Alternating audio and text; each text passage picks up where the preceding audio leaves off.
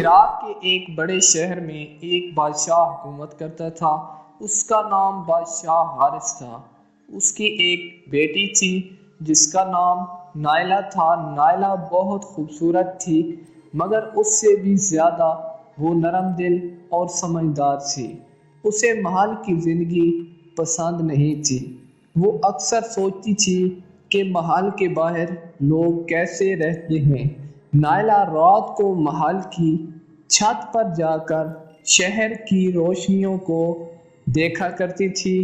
نیچے گلیوں میں غریب بچے کھیلتے، کچھ لوگ بھوکے سوتے۔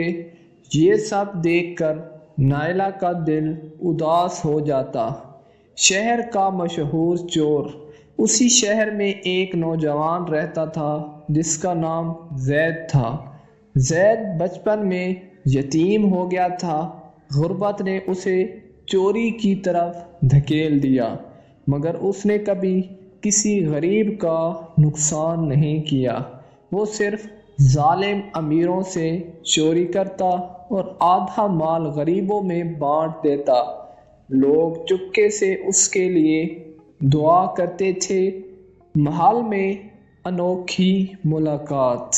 ایک رات زید محل میں داخل ہوا۔ اس کا مقصد خزانے سے کچھ سونا لینا تھا تاکہ سردی میں غریبوں کی مدد کر سکے۔ جب وہ کمرے میں سے گزر رہا تھا تو اچانک نائلہ سامنے آ گئی۔ نائلہ نے چیخ ماری، نہ بھاگی، وہ بس بولی، تم چور ہو نا؟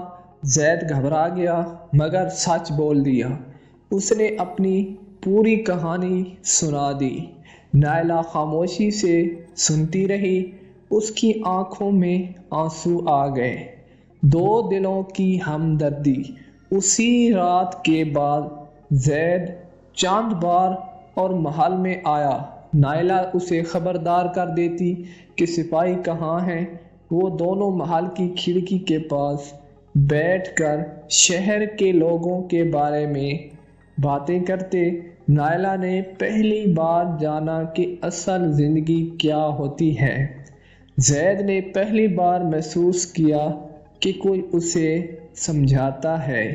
خطرہ اور گرفتاری۔ ایک رات ایک وزیر نے زید کو دیکھ لیا۔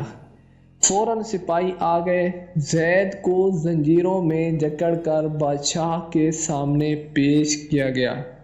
بادشاہ حارث غصے سے بولا، یہی ہے وہ چور جس نے محل کو بدنام کیا۔ زید نے سر جھکا لیا۔ شہزادی کی ہمت۔ اچانک نائلہ آگے بڑھی اور بولی، ابا جان، اگر یہ مجرم ہے تو میں بھی قصوروار ہوں، کیونکہ میں اسے جانتی ہوں۔ پورا دربار خاموش ہو گیا۔ نائلہ نے سچ بتا دیا کہ زید غریبوں کی مدد کرتا ہے۔ انجام جو سب بدل دے۔ بادشاہ نے تحقیقات کروائیں۔ جب سچ سامنے آیا تو اس کا دل بدل گیا۔ اس نے زید کو سزا دینے کے بجائے کہا، تم چوری چھوڑو، میں تمہیں رعایا کی خدمت کا موقع دیتا ہوں۔ زید نے وعدہ کیا۔ کچھ عرصے بعد نائلہ اور زید کی شادی ہوئی۔ ایک چور اپنی نیت کی وجہ سے عزت دار انسان بن گیا۔